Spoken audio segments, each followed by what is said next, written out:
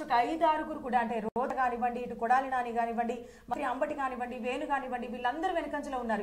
ఈ ఒక్క దాన్ని పట్టి చూస్తేనే మనకు అర్థమవుతుంది అంటే వైఎస్ఆర్సీపీ ఎంత దాదాపు ఇప్పుడు చూస్తే మనకి జనసేన దాదాపు 11 స్థానాల్లో లీడింగ్ లో ఉంది. అంటే 22 స్థానాల్లో పోటీ చేస్తే 11 స్థానాలు ఇప్పటికే ఆధిక్యంలో కొనసాగుతున్న పరిస్థితి కనిపిస్తోంది. అయితే ఈసారి జనసేన ఖచ్చితంగా తన సత్తా చాటుకునే దిశగా అడుగుతున్నట్టుగా కనిపిస్తోంది శ్రవంతి. అవునవును, అంటే ఇక్కడ మనం గమనించినట్టయితే పవన్ కళ్యాణ్ తీసుకున్న స్టెప్ కరెక్టే అని అనుకోవచ్చు. అంటే ఇప్పటి వరకు తనకి ఎవరైతే విమర్శలు చేశారో వాళ్ళందరికీ పవన్ కళ్యాణ్ చెప్పక, ఎందుకంటే ఇప్పటి వరకు చాలా మంది అనుకున్నారు మేమంతా మీ వెంట ఉన్నప్పుడు ఎందుకని మీరు కూటమితో జతకట్టాల్సి వచ్చింది, రాజకీయ ఫలితం కోసమా, రాజకీయ లాభాల కోసమా అని అనుకున్నారు. కానీ ఒంటరిగా వెళ్లి పోటీ చేసి ఓట్లు చీలిపోకుండా గతంలో 2019 ఎన్నికల్లో చూసుకున్నట్టయితే పవన్ కళ్యాణ్ నేను చేసిన తప్పే అది అంటే అప్పుడు ఓట్లు చీలిపోకుండా ఉంటే దాదాపు 2వ స్థానంలోనే నిలుస్తూ వచ్చారు అన్ని నియోజకవర్గాల్లో కూడా.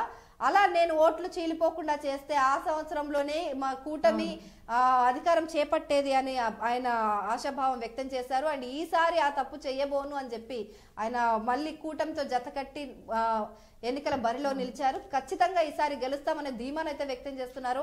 ఆయన చెప్పినట్టుగానే 11 స్థానాల్లో ఆయన లీడింగ్ లో కొనసాగుతుంది.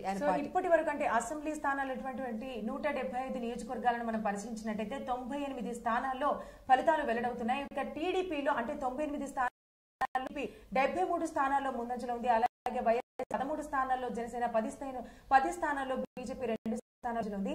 ఇక వైఎస్ఆర్సీపీ మాత్రం అంటే ఈసారి అంటే చెప్పకనే చెప్తున్నట్టు అవుతుంది. అంటే మొదటి రౌండ్ ను పరిశీలించినట్టయితే కాస్త కాదు ఆల్మోస్ట్ చాలా అంటే చాలా తక్కువ సంఖ్యలో సీట్లను సాధించుకున్నట్టయితే ఇక్కడ మనకు స్పష్టంగా అర్థమవుతుంది. ఇక చూసుకున్నట్టయితే కేంద్రం